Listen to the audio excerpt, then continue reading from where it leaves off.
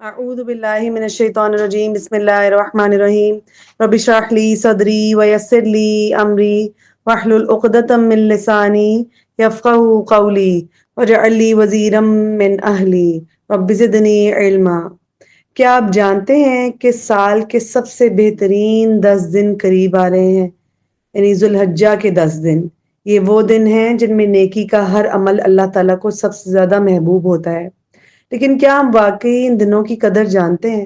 آئیے اس سال ہم ذوالحجہ کی برکتوں کو گہرائی سے سمجھنے کی کوشش کریں گے اور اس کے چھپے ہوئے راز، اس کی فضیلتیں اور وہ طریقے جن سے ہم اللہ تعالیٰ کے قریب جا سکتے ہیں، چاہے ہم حج نہ بھی کر رہے ہوں تو بھی۔ اسلام میں حرمت والے مہینوں کو جاننا سب سے پہلے ضروری ہے، اور وہ کون سے ہیں؟ وہ 4 مہینے جن کا ذکر قرآن پاک میں اللہ تعالیٰ نے خود فرمایا۔ اور آخر حرمت والے مہینے جو ہیں ان کا مطلب کیا ہے؟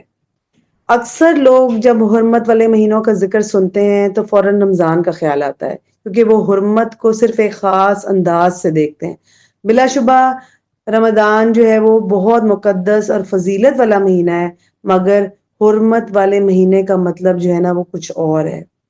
اسلامی مہینوں کو یاد رکھنا اور ان کی فضیلتوں کو جاننا جو ہے وہ ہمارے لیے بہت اہم ہے، کیونکہ ہر مہینے کی ایک الگ شان ہے، الگ احکامات ہیں، اور بعض اوقات مخصوص عبادات بھی مراد ہوتی ہیں۔ مثال کے طور پر اگر آپ سے پوچھا جائے کہ رمضان کے بعد سب سے فضیلت والا مہینہ روزوں کے اعتبار سے کون سا ہے، تو اکثر لوگ شعبان یا شوال کا نام لیں گے، کیونکہ وہ شوال کے 6 روزوں کو یاد رکھتے ہیں۔ مگر رسول اللہ صلی اللہ علیہ وآلہ وسلم نے فرمایا کہ رمضان کے بعد سب سے محبوب مہینہ روزوں کے لیے محرم ہے، اور محرم کو اللہ کا مہینہ کہا گیا ہے۔ لہٰذا ہمیں یہ جاننا چاہیے کہ یہ مہینے اسلامی کیلنڈر میں کہاں کہاں ہیں اور ان کی کیا روحانی حیثیت ہے۔ حرمت والے مہینے 4 ہیں، اور اس کی حرمت کا مطلب یہ تھا کہ ان مہینوں میں جنگ و جدل بالکل منع تھی، حتیٰ کہ زمانہ جاہلیت کے عرب بھی ان مہینوں میں لڑائی نہیں کرتے تھے۔ آپ کو یاد ہوگا اور معلوم بھی ہوگا کہ ان کی لڑائیاں کتنا عرصہ چلتی رہتی تھی، نسلی دشمنیاں ان کی ہوتی تھی، لیکن ان 4 مہینوں میں وہ بھی جو ہے وہ لڑائی کو روک دیا کرتے تھے۔ ان مہینوں کے نام بھی ہیں خاص، جو 4 مہینے ہیں۔ ذوالقعدہ، اس کا مطلب ہے بیٹھنا، یعنی اس مہینے میں جنگ سے رک جانا۔ ذوالحجہ یعنی حج کا مہینہ، اور زمانہ جاہلیت میں بھی حج کی ایک رسم ادا کی جاتی تھی۔ محرم، جس کا مطلب ہے حرام کیا گیا، یعنی یہ مہینہ سال کا آغاز ہے اور اس میں لڑائی منع تھی۔ رجب، واحد حرمت والا مہینہ ہے جو ان تینوں کے ساتھ مسلسل نہیں آتا بلکہ یہ درمیان میں آتا ہے۔ اس کا مطلب ہے ہٹنا اور رک جانا، یعنی لوگ ہتھیار رکھ دیتے تھے اور جنگ سے باز آ جاتے تھے۔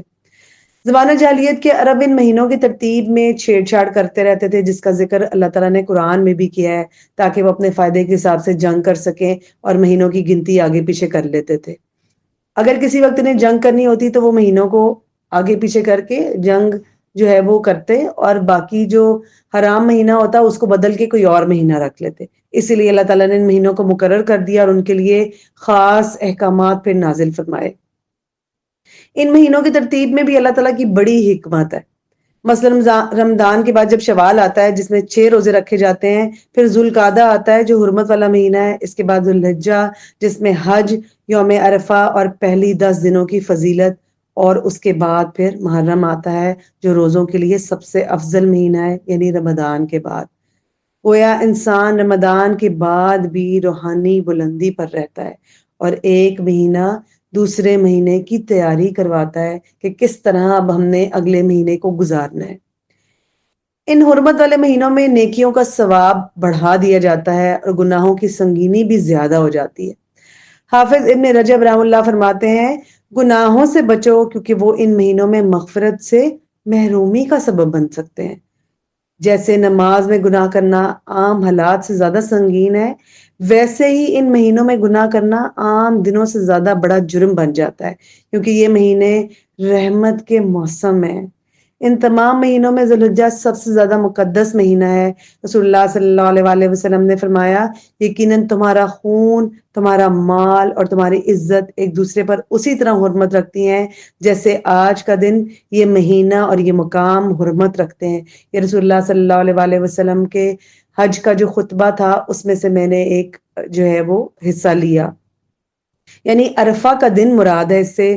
ذوالحجہ کا مہینہ اور مکرم جو اس کا جو ایک مقام ہے یعنی مکہ مکرمہ، یہ سب سے زیادہ مقدس ہے، لہٰذا ضروری ہے کہ ہم اسلامی مہینوں کو یاد کریں، ان کی عبادات کو پہچانیں، اپنی نیکیوں کو بڑھائیں اور گناہوں سے خاص طور پر ان مہینوں میں بچنے کی کوشش کریں۔